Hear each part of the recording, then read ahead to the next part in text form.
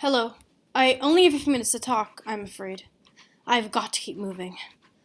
Welcome aboard the Rebecca, Galactic Cruiser, serial number AK-734, Alpha Cosine Omega. Nearly 2 miles of pure titanium alloy and solar stainless, powered by 14 jump boost engines, designed specifically to make the leap between galaxies that Einstein once thought were absolutely impossible. Moving slowly but steadily along the 2-year path between Earth and Alpha Centauri, the Rebecca offers a pure power cruise for the system elite, the 1% of the 1%. Swimming pools the size of lakes, casinos, racetracks, orchards with lasagna in the trees instead of apples, more. All for the utter pleasure of the richest fools in the solar system. Tech giants, energy kings and queens, etheric bigwigs, alien translators, online warriors, politicians, diplomats, and me, the biggest fool of all. Fool to think I could ever move on, fool to think that things could change, even today, in the bright future we all share. Oh, forgive me, I forgot to introduce myself. That's on purpose, I guess. I'm not used to giving out my name in public, and I won't be starting now. My real name wouldn't mean anything to you anyway. Just call me X. You've probably never heard of me. That's on purpose, too. The authorities would never want to broadcast the fact that someone like me exists. Not these days. After all, I am the greatest thief in the galaxy. After Corona 2020, they thought that jobs, and it is a job, don't let anyone ever tell you otherwise, like mine, were obsolete, old-fashioned, finished. After all, in the face of so much danger and so much trauma, and then after the changes that came after it was finished, the increases in healthcare, leaps in science, new ideas, new hope, throwing out old ways of thinking, accepting the new, the useful, the beautiful. They called it the Great Awakening, a second renaissance that shocked the world with its kindness and compassion. Who needed crime when everyone was looking after each other? Who needed to steal things when there was plenty for everyone? Well, as it turned out, I did. Don't get me wrong, I didn't need the things I stole. I wasn't starving. No one was back then. And I wasn't a Robin Hood, stealing from the wealthy to give to the not-so-wealthy. No. Everything I took went right back to me. I just wanted things. I loved things. I loved having them. I loved using them. I loved surrounding myself with them. I had to have gold and jewels on every finger, dressed in the finest cloth, driving the fastest cars. All powered by gas. None of this electric biofuel for me.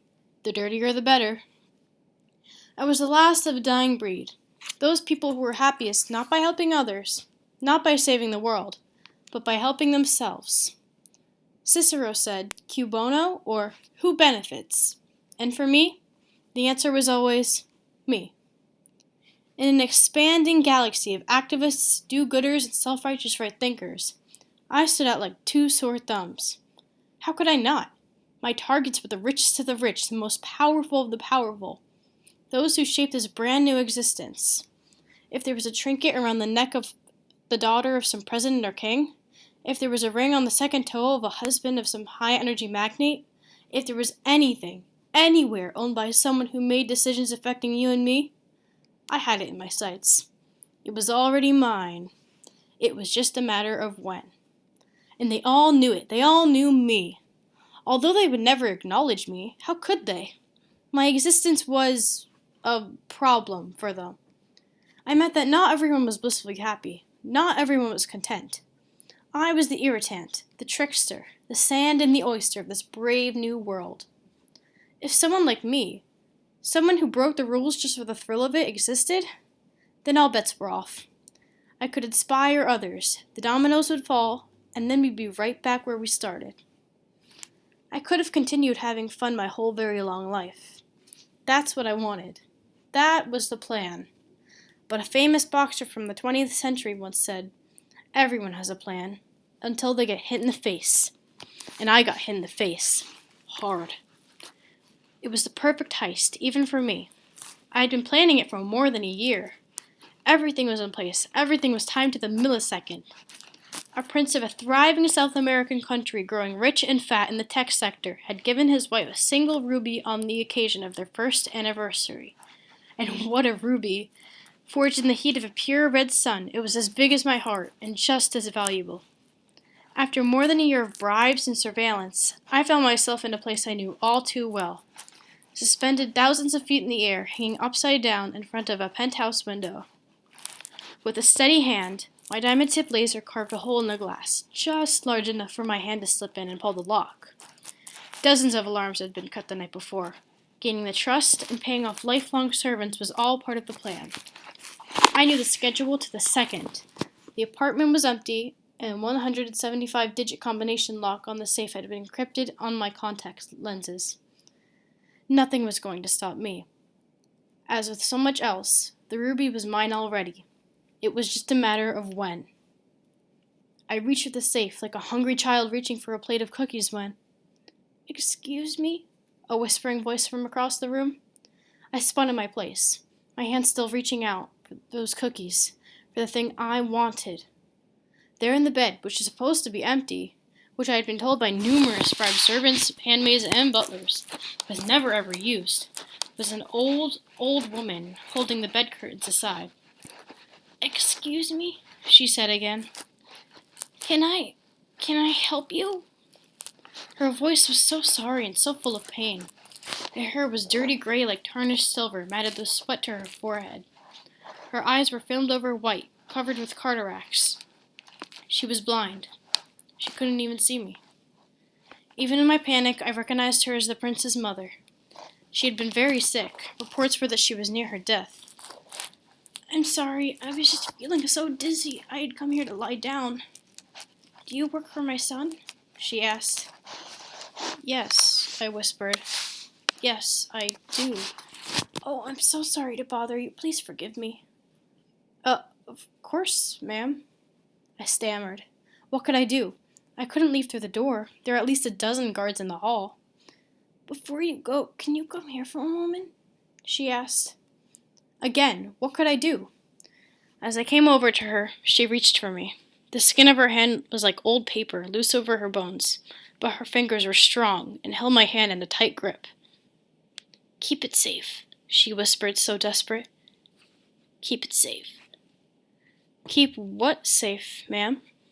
I whispered back with one eye on the door. "My heart, it's here." I couldn't help but asking, "Your heart, ma'am?" "My husband gave it to me." "The ruby! The son had passed it on." "When I was very young, after..." She stopped. Was she sleeping? "After we lost our first child." I stopped. I didn't see anything else, not the door to the hallway or my exit window. Just her now. "It's too big, too beautiful, just too much, I told him." I leaned forward. I couldn't help it. "Not for you. He told me. Never, never too big for you." Her grip loosened, and she was asleep. I backed away from the bed, keeping both eyes on her face. I don't remember how I left the apartment, how I got away. The alarms were never tripped. No one ever knew I was there. I heard she died a few days later. And I was done. I couldn't do it anymore. The fun, the thrill, the pure joy of it was gone. I left that part of me in the safe with the ruby and in that old woman's white eyes, and I never looked back. I booked myself a one-way ticket on a galactic cruiser named Rebecca, headed straight for Alpha Centauri. As cliched as it sounds, I was ready to make a new life, a new start. But my grandmother used to always say that people don't change. Although they kept my existence secret from the general public, too many of the rich and powerful knew me, knew what I had done. I was recognized the moment I came on board, tagged by 100 hungry security cameras and thousands of hungry eyes and minds, all hiding trinkets, jewelry, and other goodies I would have been starving for myself only a few months ago. It wasn't long before things started to go missing. Not by me. Probably a copycat hoping to cash in on the distraction of my presence on board. And this morning, I woke up to find a 12-man security team marching down the hallway in my direction, looking for me. I've been dodging them ever since, but I can't do it forever. This is a big ship, but it's still 2 years to Alpha Centauri. I could try to tell them about her white eyes and her heart locked in a safe. But they wouldn't listen. I mean, people don't change, do they?